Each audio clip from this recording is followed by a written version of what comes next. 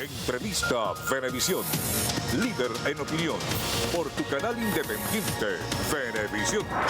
Amigos, bienvenidos a Entrevista Venevisión. Con el gusto de siempre les saluda Gregorio Rojas. Hoy nos acompaña en el estudio Leonardo Palacios, abogado tributarista. Bienvenido, gracias por acompañarnos. Gracias a ustedes por la invitación.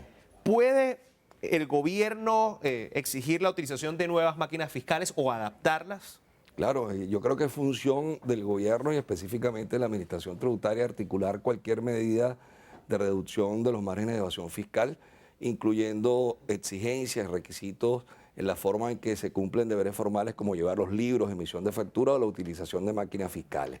El problema está que ese deber que se traduce en una expresión normativa de exigencia tiene que ser el producto de un consenso, de una concertación, de un acuerdo que le permita a la administración tributaria conocer primero el mundo de los contribuyentes a los cuales está destinado la exigencia, en el caso específico de tu pregunta, de la incorporación de máquinas fiscales, de su adaptación o de la compra para aquellos contribuyentes que no la tengan, conocer cuáles son las condiciones institucionales que se da, cuáles son los avances que se tienen en materia de gestión tributaria y tomando en consideración la situación económica del país, si existe la posibilidad o no de compra, de adquisición de esas maquinarias o la adaptación para cumplir con los requisitos de una memoria de auditoría o un dispositivo de captación de información y transmisión de esa data. El problema está que hay una serie de condicionamientos que hacen que no se dio la concertación, no se dio el conocimiento del sector. Nosotros estamos en comparación con otros países de la región que antes eran economías con las cuales nosotros competíamos, eran las llamadas economías emergentes, que tienen procesos de gestión tributaria eficientes como la factura electrónica, como en el caso de Colombia, como en el caso de Ecuador, como en el caso de Bolivia y otros países centroamericanos, donde la factura electrónica lo es todo. Y estamos hablando de una cuarta generación de facturas electrónicas y Venezuela ni siquiera tiene una generación complementada desde el punto de vista del diseño de este instrumento. En segundo lugar, no hay una relación de transparencia, de claridad informativa, de divulgación. Hay gente que dice que no ha entrado en vigencia la providencia, otros somos el criterio que entró en vigencia a partir de esta semana. Sin embargo, hay una gran duda si las empresas tienen la capacidad o si, vamos a hablarlo de esta manera, si esas máquinas con que cuentan los contribuyentes hoy en día, el comerciante, pueden o no ajustarse, cuáles son las nuevas máquinas, dispositivos aprobados, y tampoco se sabe quiénes son los proveedores que tengan esa máquina a disposición del público. A eso iba precisamente, porque una cosa está en el deber, que el deber ser es que sí se haga la adaptación, que sí se haga la adquisición de las máquinas, y otro es el que se pueda realizar la adquisición de las máquinas. ¿Hay conocimiento alguno de si hay esa oferta a las empresas o si precisamente algún organismo del Estado está haciendo la distribución de estas máquinas, de estas nuevas máquinas de estas nuevas máquinas fiscales? No se sabe quiénes son los proveedores habilitados. El CENIAT no ha publicado ese listado, pero el listado sería lo de menos.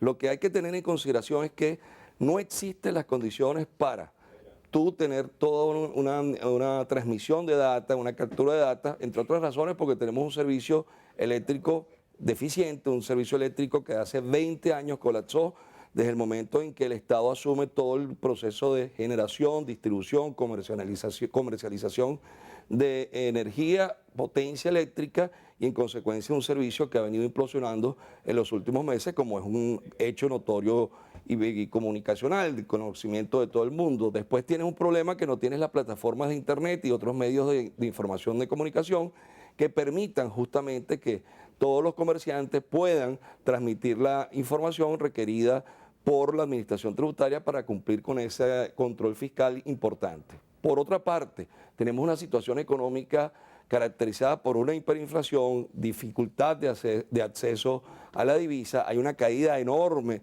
de la productividad, no hay formas de financiamiento.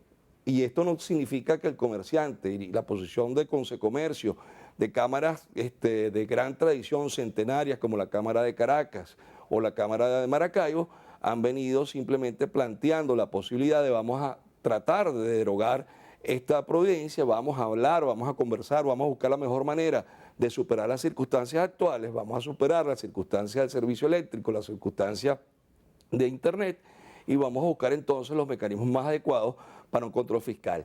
Lo peor que le puede pasar a un gobierno, cualquier gobierno de índole distinta, cualquier gobierno que tenga una decisión en materia de administración tributaria es el proceso de informalidad, proceso de informalización. ¿Por qué?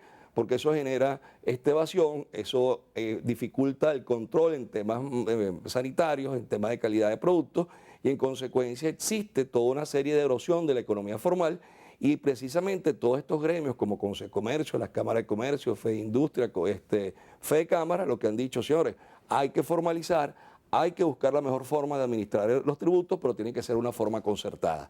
Este gobierno incluso hace varios años atrás, cuando se tocó el tema de la providencia, arrancando desde 1996, después posteriormente, años después, hubo acercamientos con el propio gobierno donde hubo un diferimiento acordado para tratar en la medida de lo posible de mejorar toda la situación, de hacer un proceso de divulgación.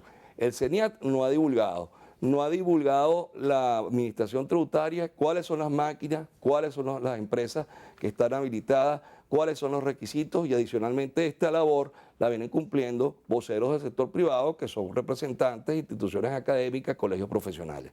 Ahí estábamos hablando, por supuesto, del cobro de los tributos, de la recaudación fiscal nacional, pero municipalmente, ¿cuál es la situación? Es una situación terrible, porque todo el sistema tributario, tal como se ha venido configurando, y sobre todo a partir del año 2007, se ha convertido en una mandarria contra el empresario. Se ha buscado simplemente obstaculizar el proceso de inversión, el proceso de expansión económica, recientemente con las medidas dictadas por el presidente de la República, para supuestamente proceder a la recuperación, el crecimiento y la estabilidad económica. Lo que se generó fue todo un pavoroso sistema de anticipos, todo un sistema de declaraciones semanales en materia de impuestos sobre renta e IVA, que llevó a romper la estructura normal de configuración de todos los precios finales relativos, de todo el círculo de negocios, tratando entonces el gobierno a través de la absorción de la rentabilidad de las empresas, afectando el flujo de caja operativo de inversión. Adicionalmente, tienes un sistema de encaje legal especial para los bancos que pide el financiamiento para cumplir a cabalidad con tus obligaciones tributarias. Si a esto le añades que la voracidad fiscal municipal se ha puesto en boga, entre otras razones porque están cabalgando sobre la misma estructura que hemos denunciado en este momento en relación a los anticipos de IVA e impuestos sobre la renta, han variado los periodos anuales del impuesto a las actividades económicas, han establecido, como en el caso del municipio Libertador, obligaciones de retención y de protección que no se corresponden. El caso del municipio Sucre, que ha establecido la posibilidad de sancionar a las empresas por no comprar las máquinas fiscales. El municipio Chacao, que ha establecido ahora formas incluso cobraderas en dólares de ciertas sanciones cuando se incumplen con la convivencia ciudadana. Y te estoy dando visiones de distintos municipios para tratar de hacer entender que la situación de la voracidad fiscal lleva a extremos enormes e inaceptables. Por ejemplo, en el municipio de La Cañada del estado Zulia se está cobrando en dólares, y cuando tú vas a pagar en bolívares te dicen, si me pagas en dólares, me pagas 5% sobre la base de los ingresos brutos en dólares. Si me los pagas en bolívares tienes que cobrar 15%. Entonces hay una multiplicidad de inconstitucionalidad. Uno, porque no te corresponde, violentas la autonomía, y segundo, estás haciendo una segregación, una discriminación inaceptable. Otros municipios están cobrando en petros. El petro todavía no se sabe a ciencia cierta qué representa, si es una criptomoneda, que si es una forma velada de endeudamiento del Estado o cualquier otra forma de financiamiento, pero lo cierto es que no está clara la naturaleza jurídica. La exigencia en pago de dólares solamente le corresponde al Poder Nacional, de acuerdo a las disposiciones del Código Orgánico Tributario, cuando ha sido debidamente autorizado por una ley impositiva. Y esto entonces ha llevado a que los municipios pretendan el cobro en dólares. Se ha abusado también de los cierres de negocios, se han amenazado a las empresas de no dejar circular el transporte. Todo eso lleva entonces a una voracidad fiscal que, conjuntamente con el tema de la tributación nacional y esta exigencia última que nos ocupa en el día de hoy, como es el caso de la máquina fiscal, hacen que la situación del empresario, del comerciante, del industrial en general, sea una situación difícil, sobre todo en el caso específico del comerciante, que es el más golpeado. Menciona algo muy importante, que es la exigencia de cobro en dólares. Esto pone la economía nacional en líneas generales, y no solo del comerciante, sino también del mismo usuario, de la misma persona natural. ¿En qué condiciones lo pone el encontrarse con que tal vez ahí va un comercio y dice, no aceptamos bolívares, aceptamos son dólares? Porque pasa, y ha pasado, y hay denuncias de eso sobre todo en Falcón. existe un control para que esos comercios que dicen te acepto nada más dólares vayan y paguen precisamente sus impuestos en dólares también. No, fíjate tú, hay un tema esencial. La normativa te establece claramente que el tributo puede ser exigido en dólares. La determinación de la cuota impositiva, es decir, el monto a pagar, el importe, puede ser pagado en dólares solo en aquellos casos que, de acuerdo al Código Orgánico Tributario, la ley impositiva así lo autorice. Y se estableció esa disposición en la reforma del año 2014 para todas estas empresas que están dentro del área de los hidrocarburos, las empresas que están constituyendo o constituyeron empresas mixtas con el Estado venezolano o empresas prestatarias de servicios que pueden tener ingresos en dólares, pero no los municipios. El problema de la dolarización, de hecho, en Venezuela implica o trae o conlleva una serie de efectos muy importantes para las empresas, desde el punto de vista de cómo deben facturar.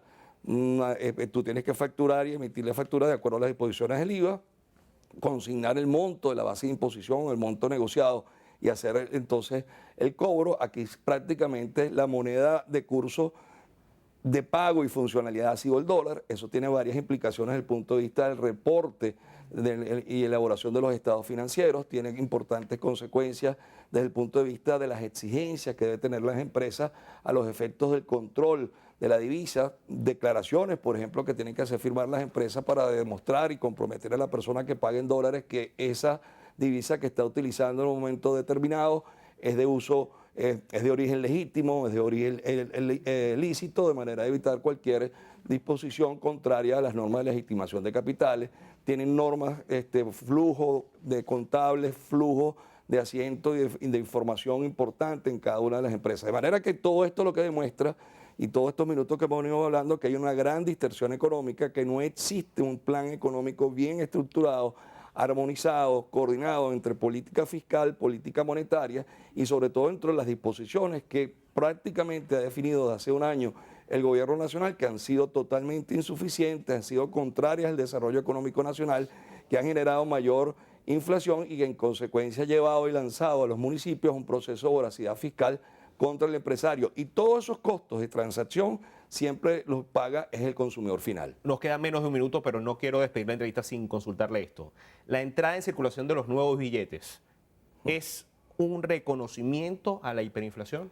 Un reconocimiento tardío de la hiperinflación puede representar incluso desde el punto de vista de hecho cierta medida de devaluación y no se corrige la situación económica del país con la emisión de un nuevo o ampliación del cono monetario. Es importante revisar la situación a fondo, la política fiscal, la política monetaria, la política impositiva en general y tratar de incentivar la productividad y tratar de llevar a que el empresario invierta, que capte la inversión nacional y por supuesto el excedente de la rentabilidad internacional, entiéndase la inversión extranjera, a través de seguridad jurídica, a través de un cambio profundo de la normativa y un cambio profundo de la actitud que pueda tener el gobierno y que pueda pronunciarse en general como propuesta económica que pueda tener y presentar a consideración, bien sea de la Asamblea Nacional o una decisión que dentro del marco legal vigente pueda tomar el Ejecutivo Nacional sin necesidad de recurrir a la ley. Muchísimas gracias por acompañarnos hoy.